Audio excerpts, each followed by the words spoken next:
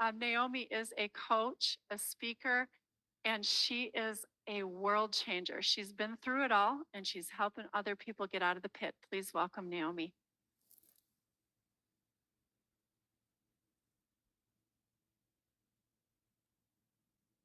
Yeah. So, have you ever went through life just soaring through it, but then laid out in an instant? Have you ever felt like your body was your own worst enemy seeking to destroy you? Have you ever found yourself stumbling in complete darkness without a clue what to do? Well, I found myself in that endless pit, doubting I'd even survive or find a way out. However, it was in that self imposed prison that I found God waiting to reconnect so he could love me back to health and abundance. What did that climb back look like? Well, I'm here to toss you a ladder and shine a light on those steps. There will be 4 big steps and many baby steps in between each one. Jesus is on that first step waiting for you with his loving hand outstretched to lift you up and to hold on tight as you claw your way back up. I'm sure you're wondering how I even ended up there. Well, you see, I was coasting through life, leaning on my own understanding, following in man's way. That path led me to erroneously trust the science instead of placing my faith in God and for my protection. My life was turned upside down immediately on May 12th, 2021, as I took my second Pfizer shot for COVID-19. I went from functioning to falling apart within the blink of an eye as they injected that poison into my vein. I instantly experienced this horrific metallic taste, couldn't get it out of my mouth. And my heart was pounding out of my chest, leaving me weak, dizzy, disoriented. It was a deeply, deeply traumatizing experience. But that was just merely the beginning of my demise. As the weeks and months went on, my body was progressively falling apart as pain and dysfunction took over. My nervous system failed to control key bodily functions. I couldn't breathe as fluids took over my right lung, making it impossible to take a deep breath.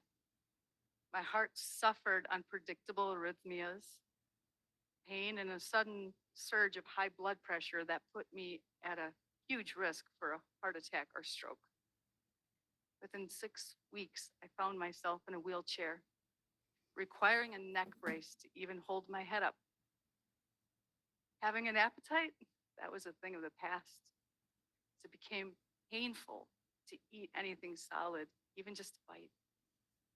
I was suddenly reacting to unusual things like caffeine and foods that had been previously safe. However, what thrust me into my rock bottom was 6 months later, as pain ruled my entire existence. Like someone was trying to rip the spine out from my body.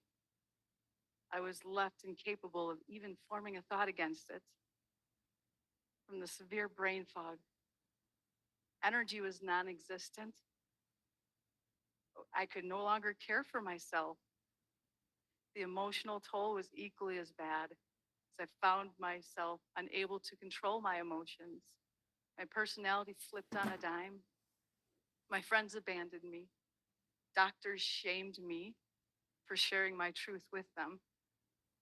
I didn't recognize myself anymore. And I was longing not to wake up and be faced with the unfathomable misery. This is where God revealed that first step. As I cried out in surrender to him, I said a prayer of both submission and intention. I asked, please don't let me wake up to endure another day of this unless you show me what to do. Because I need to understand how to heal so I can help others through this nightmare.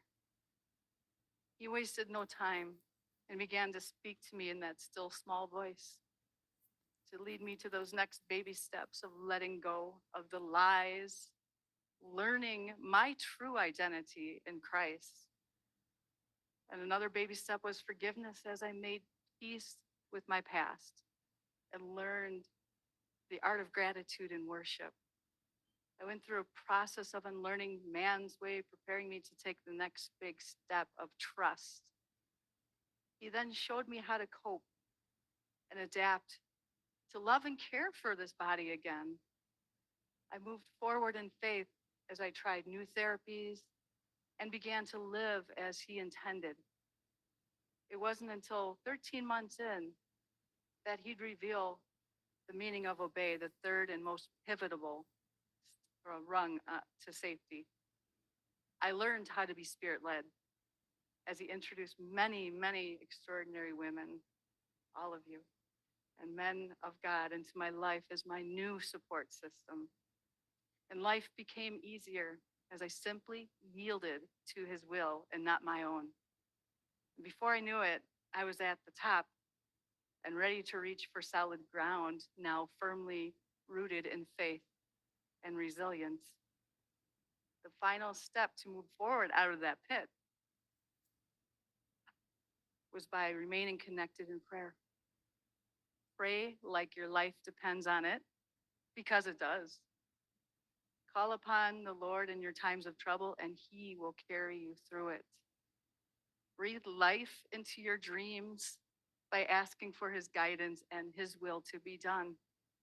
Give thanks at all times for his goodness and mercy and his infallible, ever faithful nature. You will soon see blessings flow forth abundantly.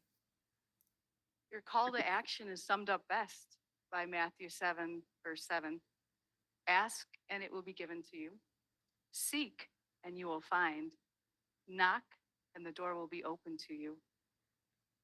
So it's time to let go and let God, who is calling you to surrender by asking for help, seeking the way by placing your trust in his guidance and obeying his will. The door will be open to you for your restoration and true healing. You'll find that safe landing at the top, resulting in a deeper connection and faith in God, freedom from fear, guilt, shame, as well as a peace that takes over as you release your burdens unto him. So, will you listen to the world and the devil's lies as he leads you to forget everything and run? Or will you embrace God as you face everything and rise? The choice is yours to make, but remember that God is always with you and merely waiting for you to reach out and lean on him. As long as you remember to surrender, trust, obey, and pray. Remember that acronym, STOP, and you'll remain connected to his loving and healing embrace. That was beautiful. So she walked in here or started her journey as a woman with a walker and a wheelchair, having put her trust in the world. And now she stands before you, healthy, whole, walking. And do you think she can help some people in Arkansas, you guys? Do you think her story and the wisdom in her faith and in her health can help some people? I want to say this last thing before I move on to the rest of our agenda today. If you have corn and the world is hungry, what are you waiting for? I heard that this week. If you have food and the world is hungry, what are you waiting for? And would you, if you had food and someone was hungry, would you hold on to it? No. You have food in you. You have spiritual food to feed the world. And there are so many hungry waiting on you. And like little Oliver, could I have some more, please? Okay. I want you to remember that.